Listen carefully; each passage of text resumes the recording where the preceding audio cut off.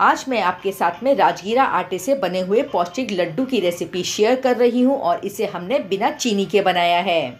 ये फलाहारी लड्डू बेहद पौष्टिक है, स्वादिष्ट है और व्रत के दिनों में शरीर में ऊर्जा का स्तर बनाए रखने में मदद करता है। और खासकर नवरात्रि के दिनों में अगर आप 9 दिन का व्रत रख रहे हैं तो आपको ये रेसिपी एक बार ज़रूर बनाकर ट्राई करनी चाहिए। Hello friends, welcome back to my channel. तो चलिए ये मज़ेदार सी रेसिपी शुरू करते हैं। व्रत के लिए फलाहारी और पौष्टिक राजगीरा आटे से लड्डू बनाने के लिए यहाँ पर मैंने 1 बड़ा चम्मच देशी घी लिया है। घी हल्का सा गर्म हो गया है। अब हम इसमें ये 1 कप राजगीरा का आटा डालेंगे और ये वज़न में लगभग 200 ग्राम है। तो नो फेल परफेक्ट रेसिपी बनाने के लिए 1 कप या कटोरी सेट कर लें और उसी से सभी सामग्री को माप लें। अब आटे को हल्की आंच पर चम्मच से लगातार चलाते हुए भूनें। अभी मैंने इसमें सिर्फ 1 चम्मच घी डाला है, ज़रूरत होगी तो हम इसमें आगे चलकर घी ऐड करेंगे। तो धीमी आंच पर मैंने राजगीरा आटे को 2 से 3 मिनट तक भून लिया है। चलिए अब हम इसमें 1 बड़ा चम्मच घी और ऐड करेंगे। अब धीमी आंच पर हम आटे को तब तक भूनेंगे जब तक कि इसका रंग हल्का सुनहरा ना हो जाए और इसमें से बढ़िया सी खुशबू ना आने लगे। तो ध्यान रखें कि आंच को धीमी रखें क्योंकि तेज आंच पर आटा जल सकता है। और आटे को लगातार चलाते रहें ताकि ये एक समान रूप से भुने और जले नहीं। अभी आपको लग रहा होगा कि इसमें घी कम है, लेकिन जैसे जैसे आटा भुनेगा ये घी छोड़ना शुरू कर देगा। कुछ ही मिनटों में आप देखेंगे कि आटे ने घी छोड़ना शुरू कर दिया है और आटा भुनकर हल्का हो गया है और आटे में से एक सौंधी खुशबू आने लगी है और यही संकेत है कि आटा अच्छी तरह से भुनकर तैयार हो गया है और इसका रंग भी हल्का सा सुनहरा हो गया है। तो चलिए अब हम गैस की फ्लेम को बंद करेंगे और तुरंत ही हम इस आटे को एक बड़े मिक्सिंग बोल में ट्रांसफ़र कर लेंगे। लीजिए, आटे को मैंने एक बड़े मिक्सिंग बोल में ट्रांसफ़र कर दिया है। अब चलते हैं नेक्स्ट स्टेप की तरफ। अब इसी पैन में हम थोड़ा सा घी डालेंगे और जब घी हल्का सा गर्म हो जाए तब हम इसमें आधा कप मखाने ऐड करेंगे। अब हल्की आंच पर हम मखाना को 1 से 2 मिनट तक भूनेंगे जब तक ये अच्छी तरह से क्रिस्प नहीं हो जाते हैं। लड्डू को और भी ज़्यादा पौष्टिक बनाने के लिए हमने यहाँ पर मखाना का यूज़ किया है और हम सभी जानते हैं मखाना में फाइबर, प्रोटीन, कैल्शियम जैसे पोषक तत्व पाए जाते हैं। उंगलियों के बीच में रखकर मखाना को क्रश करें। आप देख सकते हैं ये अच्छी तरह से क्रिस्प हो गए हैं और इसका पाउडर बन रहा है।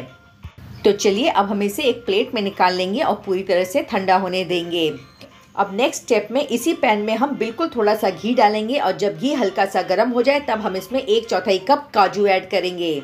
इसी के साथ 1/4 कप बादाम डालेंगे। तो सभी ड्राई फ्रूट्स आप अपने स्वाद के अनुसार कम या ज़्यादा कर सकते हैं। अब काजू और बादाम को भी हमें सिर्फ 1 से 2 मिनट तक भूनना है ताकि ये अच्छी तरह से क्रिस्प हो जाए और इसे पीसना आसान हो जाए। लीजिए, काजू और बादाम हल्के से भुन गए हैं। इन्हें हम एक प्लेट में ट्रांसफ़र करते हैं और पूरी तरह से ठंडा होने देंगे। अभी हमने इस पैन में काजू और बादाम को भुना था तो ये पैन अभी भी बहुत गर्म है।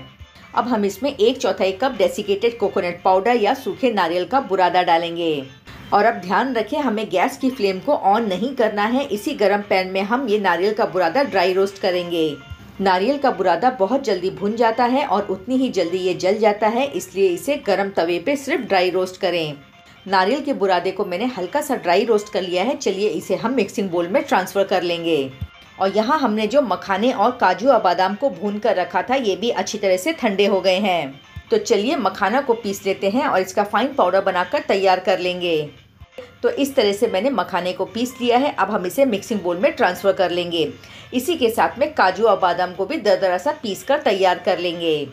अगर आप लड्डू में काजू और बादाम नहीं डालना चाहते हैं तो इसकी जगह पे भुनी हुई मूंगफली को दरदरा सा पीस कर डाल सकते हैं। काजू और बादाम का फाइन पाउडर न बनाएं, इसे इस तरह से दरदरा सा पीसे जिससे लड्डू में बढ़िया सा क्रंच आता है। चलिए इसे भी हम मिक्सिंग बोल में ट्रांसफ़र कर लेते हैं। और अब लड्डू को मिठास देने के लिए यहाँ पर मैंने आधा कप गुड़ का पाउडर लिया है। इसकी जगह पर आप पिसी हुई चीनी या फिर बूरा खांड भी यूज़ कर सकते हैं। नेक्स्ट इसमें आधा चम्मच इलायची पाउडर डालेंगे और अब हम सभी चीज़ों को अच्छी तरह से मिक्स कर लेंगे। अगर आपको लगे कि यह मिश्रण बिखर रहा है और इसमें बाइंडिंग नहीं आई है तो आप इसमें 1 से 2 चम्मच देशी घी ऐड कर सकते हैं। थोड़ा सा मिश्रण मुट्ठी में लेकर प्रेस कीजिए। आप देख सकते हैं इसमें बढ़िया सी बाइंडिंग आई है और मिश्रण अच्छी तरह से इकट्ठा हो रहा है। तो मैं इसमें और देशी घी नहीं ऐड करूँगी। चलिए अब हम लड्डू बनाना शुरू करते हैं। आप अपने पसंद से बड़े या छोटे लड्डू बना सकते हैं। तो इसी तरह से सभी लड्डू बनाकर प्लेट में रखते जाइए।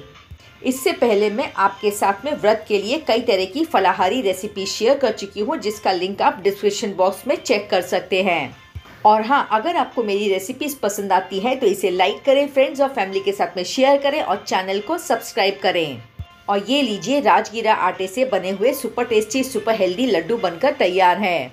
ये लड्डू आप किसी भी व्रत में खा सकते हैं और इसे एयरटाइट कंटेनर में भरकर रख दीजिए। ये 1 से 2 महीने तक बिल्कुल भी खराब नहीं होंगे। मखाना, काजू, बादाम और देसी घी से बने हुए ये लड्डू बहुत ज़्यादा स्वादिष्ट बनते हैं और नरम और मुलायम बनते हैं। खासकर नवरात्रि के दिनों में जब आप 9 दिन का व्रत रखते हैं तो ये लड्डू पौष्टिक आहार प्रदान करता है और व्रत के दिनों में शरीर में ऊर्जा का स्तर बनाए रखने में मदद करता है। तो आप इस रेसिपी को एक बार ज़रूर बनाकर ट्राई करें। तो फ्रेंड्स, रेसिपी पसंद आई हो तो इसे लाइक करें और एक प्यारा सा कमेंट करना बिल्कुल न भूलें। वीडियो को अंत तक देखने के लिए आपका बहुत बहुत धन्यवाद। फिर मिलेंगे किसी और मज़ेदार रेसिपी के साथ। तब तक खाते रहिए, खुश रहिए और अपनी सेहत का ध्यान रखिए।